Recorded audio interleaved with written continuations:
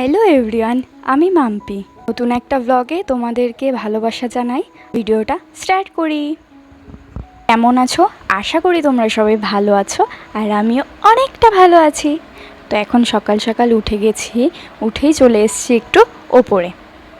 তো আমার না সেই রকমভাবে ওপরে আসাটা হয় না, তো ভাবলাম একটু ওপরে যাই, পরিবেশটা দেখি আর ব্রাশটা একটু করি। তো এইখানে না ব্রাশ করছিলাম আর অনেক কিছুই ভাবছিলাম, যেমন আমি আর 7 দিন পরে বাড়ি চলে যাব, আমার হাজব্যান্ডও অনেকটা দূর চলে যাবে আর অনেকটা দিনের জন্য।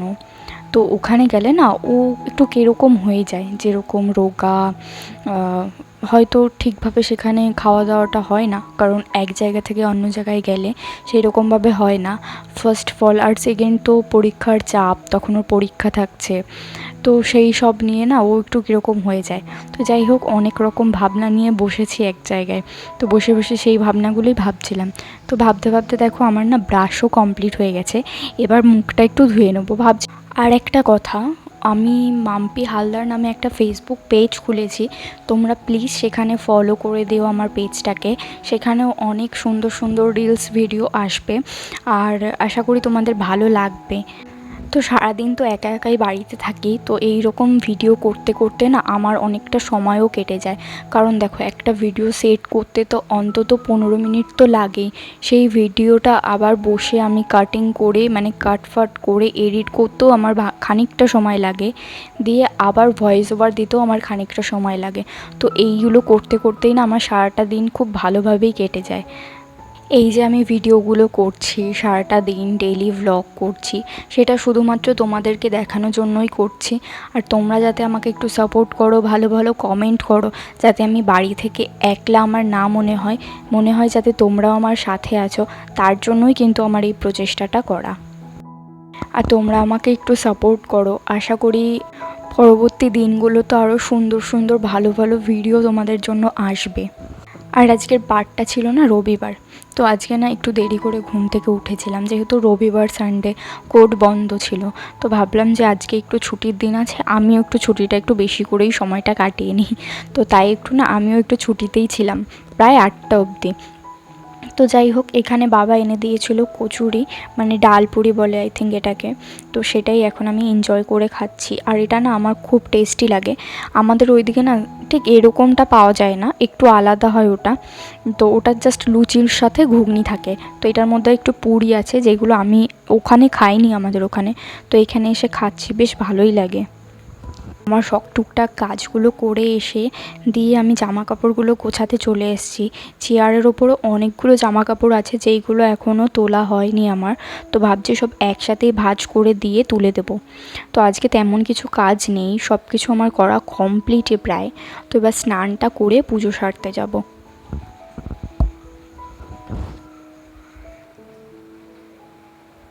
আর আমি না এই ভিডিওটার ভয়েস ওভার দিচ্ছি রাত্রিবেলা। তো বলেছিলাম না 2 দিন ধরে কোনো বৃষ্টির সিন নেই, তো এখন দেখছি একটু হালকা করে বৃষ্টি হচ্ছে, তাই ভাবলাম একটু ওপরে এসেই ভয়েস ওভারটা দিই। ওতে তোমাদেরকে হয়তো দেখিয়েছিলাম যে আমাদের বাড়িতে একটা পাখির বাসা দিয়েছে।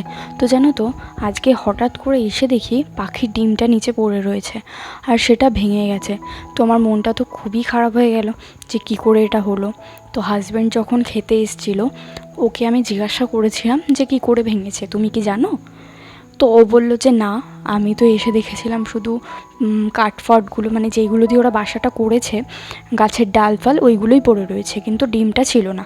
কিন্তু আমি এসে দেখি ডিমটা পড়ে রয়েছে। তো মাথাটা গরম হয়ে গেছিলো, কারণ যেহেতু ওরা বাচ্চাটা দেবে, তো সেই সময় যেই ভাঙুক বা পড়ে যাক, সেটা একটা কীরকম লাগে না। তো তারপর বাবাকেও জিজ্ঞাসা করলাম, বাবা বলে না আমি তো জানি না, তো হয়তো কিছুভাবে হয়তো পড়ে গেছে। তো খুব খারাপ লাগছিল ব্যাপারটা।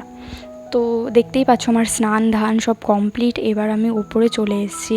উপরে এসে ঘরটা ঝাড় দিয়ে নিলাম, ঘরটা মুছে নিলাম, দিয়ে এখন পুজো দিতে বসলাম।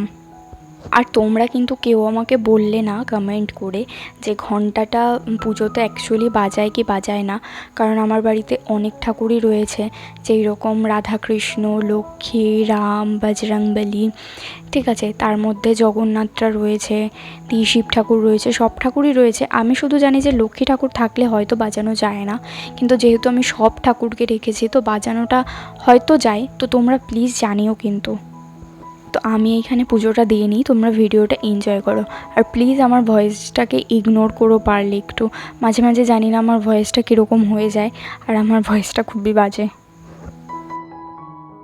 জানো তো, বললামই আজকে রবিবার, আর রবিবার মানে প্রত্যেক দিন আমাদের বাড়িতে মাংস, রবিবার মানেই মাংস। আর আমি এত মাংস খাচ্ছি বিয়ের পর প্রত্যেকটা রবিবার যে মাংসর প্রতি আমার একটা মানে কি বলে ঘৃণা চলে এসছে। আমি সেইভাবে এখন মাংস খেতেই পারি না।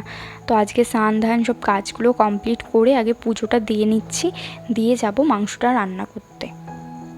আর আজ যেহেতু হাজব্যান্ড বাড়ি ছিল তো ওকেই বলেছিলাম একটু মাংসটা ধুয়ে দিতে। মানে ওই যে বললাম না যে মাংসর প্রতি একটা কীরকম চলে এসছে, মাংস এখন ধুতেও না খুব একটা কীরকম লাগে, সেই মাংস মনে হয় যে ধুলে আর খেতে ইচ্ছা করে না, এরকম একটা ব্যাপার। তো এইখানে আলুটা আমি ভেজে নিলাম ফার্স্টে। তো সেম আগের দিনের মতোই আজকে আমি মাংসটা রান্না করব। পেঁয়াজটা ফার্স্টে দিয়ে দিয়েছিলাম, দিয়ে তেলের ওপর পেঁয়াজটা দিয়ে একটু নাড়াচাড়া করেছি, আদা, রসুন, জিরে, ধনে এইসব গুঁড়ো দিয়ে নিয়েছি, দিয়ে পেঁয়াজেরও একটু পেস্ট দিয়েছিলাম, দিয়ে সেইগুলো সব কষিয়ে ঠসিয়ে দিয়ে ওইখানে এটা দিয়ে দিয়েছি। তো আমি দুপুরে খেতে ইচ্ছা করছিল না বলে সেরকমভাবে খাইনি। তো এটা সন্ধেবেলার ক্লিপ। তো এখানে আমি সন্ধেবেলায় একটু ভাত খেয়েছিলাম, তো দুপুরবেলা আমি খাইনি কারণ পুরীতে পেটটা অনেকটা ভরেছিল। তো এখানে আমি চিকেন নিয়ে দুপুরবেলা সন্ধেবেলা খুব এনজয় করে ভাতটা খেলাম। তো দুপুরবেলা আবার আরেকটা না খাওয়ার কারণ, যেহেতু আজকে সানডে ছিল তো ভেবেছিলাম আমি আর হাজব্যান্ড একসাথে খাবো, কারণ ও যখন দুপুরবেলা ডেইলি কোর্টে যায় তো ওর আস্তে আস্তে কখনো 3-4 বেজে যায়, তো সেরকমভাবে একসাথে খাওয়া দাওয়াটা হয় না। তো ভেবেছিলাম আজকে খাবো। তো যাই হোক, আজকেও ও কাজের কারণে বহরমপুর যেতে হয়েছিল, তো ও বাড়ি এসেছিলো 6টার সময়, তো ভাবলাম যে তখনই খেয়ে নিই, তো তারপরেই খেয়েছিলাম। আর আজকে যেহেতু 6টার সময় ও ভাত খেয়েছে তার জন্য ওকে আমি জিজ্ঞাসা করলাম যে রুটি খাবে, বললো ঠিক আছে। তো ভাবলাম কি আজকে একটু রুটি করি, তো অনেক দিন পর রুটি করছি, ভাবছিলাম যে কীরকম হবে না হবে। অ্যাট লাস্ট ভালোই হয়েছিল রুটিগুলো, মানে ফুলেছিল। আর বাড়িতে না যখন রুটি করতাম মানে ঠিক করে তো আমি আটাটা ছেনতেই পারতাম না, কারণ হাতে লেগে গেলে না খুব একটা ইরিটেশন ফিল হতো। তো মনে হতো ধুর এইসব রুটি ফুটি কে খায়, এরকম একটা ব্যাপার ছিল আর কি। তো এখন সেই রকম কিছু মনেও হয় না। আর এখন অনেকটা ভালো শিখে গেছি, করতে পারি বলে হয়তো কিছু মনে হয় না, আগে হয়তো করতে পারতাম না বলে খুব বাজে একটা ফিল মনে হতো। তো এখানে দেখতেই পাচ্ছ রুটিগুলো কিন্তু বেশ ভালো ফুলছে। এটা আমার নিজের রুটি বলে বলছি না, এখন আমি অনেকটা পেরে গেছি আর কি। আর আগেকার আমি আর এখনকার আমি যদি পাশাপাশি দাঁড় করাই তাহলে হয়তো এখন চিনতে অসুবিধা হবে যে আদৌ কি ওটা আগের আমি ছিলাম, এইরকম একটা ব্যাপার হয়ে গেছে। দেখো, জানি না কতজন আমার ভিডিওটা দেখছে, কন্টিনিউ করছে, পুরোপুরি দেখছে, তবে হ্যাঁ ভিউজের জায়গায় গেলে বোঝা যায়, কিন্তু তারাও যে কন্টিনিউ পুরোটা দেখছে নাকি তারও কোনো মানে আর কি সন্দেহ আছে যে পুরোটা দেখছে নাকি। আবার অনেকে ভিডিওটা কন্টিনিউ দেখে লাইক দেয় না। তবে একটা জিনিস তো আমি শিওর, আমার বাবা মা প্রত্যেক দিন ফোন করে বলে যে তোর ভিডিওটা না দেখলাম, তখন একটা মানে ভালো লাগা, মানে কি বলবো বলে বোঝাতে পারবো না, কারণ তারা থাকে আমার থেকে অনেকটা দূরে।